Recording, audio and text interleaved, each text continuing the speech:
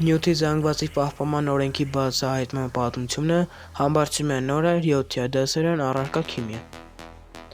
Քիմիական ռեակցիաների ժամանակ նյութերը փոխազդում են միմյանց հետ, որի հետևանքով այլ նյութեր են առաջանում։ Հարց է առաջանում ռեակցիաների ընթացքում արդյոք տեղի ունենում փոխազդող նյութերի ընդհանուր զանգվածի փոփոխություն։ Այս հարցերի վերաբերյալ գիտնականները տարբեր կարծիքներ ունեն։ Օրինակ Ռոբերտ Բոյլը, անգլիացի գիտնական, բաց անոթում տարբեր մետաղներ շիկացնելուց առաջ և հետո դրանք կշռելով նկատել է, որ մետաղների զանգվածները մեծանում են։ Այդ փորձերի հիման վրա գիտնականը հանգել էր սխալ եզրակացության, ըստ որի քիմիական ռեակցիաների ընթացքում ելանյութերի գումարային զանգվածը մեծանում է։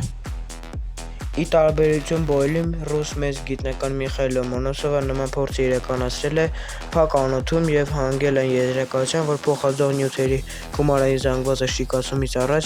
ու հետո անփոփոխ է մնում։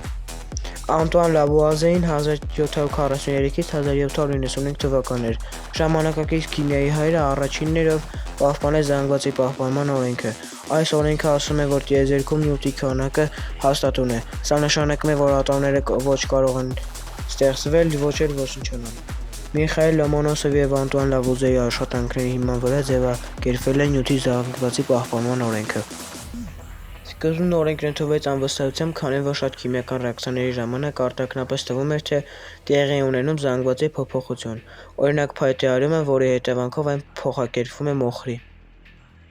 Մեծ քանակությամբ փայտ արելիս մնում է քիչ քանակությամբ մոխիր և թվում է, թե արյունից առաջացած նյութերն անհետ կորչում են։ Սակայն աստիճանաբար ավելի մանրակրկիտ ուսումնասիրությունների հիման վրա գիտնականները եկան այն համոզման, որ օրենքը բոլոր դեպքում ճիշտ է արտացոլում տեղի ունեցող քիմիական երևույթները։ Քիմիական ռեակցիաների համար նյութի զանգվածի պահպանման օրենքը լիովին կիրառելի է։ Քիմիական ռեակցիաների ընթացքում տեղի է ունենում ատոմների վերադասավորում, իսկ ատոմների թիվը և յուրաքանչյուր ատոմի զանգվածը մնում են անփոփոխ։ Եթե յուրաքանչյուր տարի ատոմների թիվը և հետևաբար նրանց ընդհանուր զանգվածը չի փոխվում, ապա ելանյութերի զանգվածը պետք է միշտ հավասար լինի ռեակցիայի արդյունքում ստացված նյութերի ընդհանուր զանգվածին։ Անտուան Լավուազիեն հայտնաբերեց զանգվածի պահպանման օրենքը 1789 թվականին։ Լավուազիեն ապրել է 1742-1794 թվականներին Ֆրանսիայում և կատարել բազմաթիվ քիմիական հայտնագործություններ։ Զգույշ չափումներով փակ տարրերի մեջ արման ռեակցիաներ վարելով նա հայտնաբերեց զանգվածի պահպանման օրենքը։ Իր գիտական գործունեության ընթացքում նա կենտրոնացել է հիմնականում թթվածնի և այլ գազերի հետ ռեակցիաների վրա, դրանք հատկապես հետաքրքիր համարելով։ Ըստ այդմ, նրա մյուս հայտնագործություններից մեկը արման թթվածնի տեսությունն էր։ Բացի այդ, Մարիաննան Լուազիեի կինը նույնպես ազդել է նրա գիտական փորձերի և դրանք տարածելու կարողության վրա։